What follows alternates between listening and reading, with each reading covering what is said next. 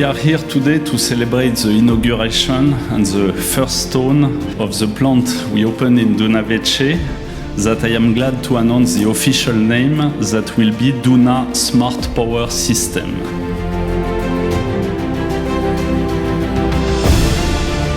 Az a innovatív készség, amit a Schneider Electric megvalósít. Az a technológia, amivel a Schneider Electric rendelkezik, itt megbecsülésre fog találni, és a térség egészének a fejlesztésre ki fog hatni.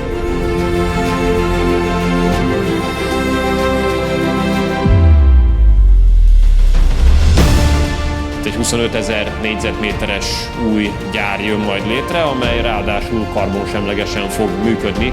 A magyar elektronikai szektor nem csak átvészelte az elmúlt nagyon nehéz éveket, hanem a tavalyi esztendőben a gazdasági növekedésünkhöz nagy mértékben hozzá is járult. Nem tudok önöknek más kívánni, mint hogy ez a beruházás is pontosan úgy igazolja a reményeiket és váltsa be a várakozásaikat, mint ahogyan az eddigi magyarországi beruházásaik tették.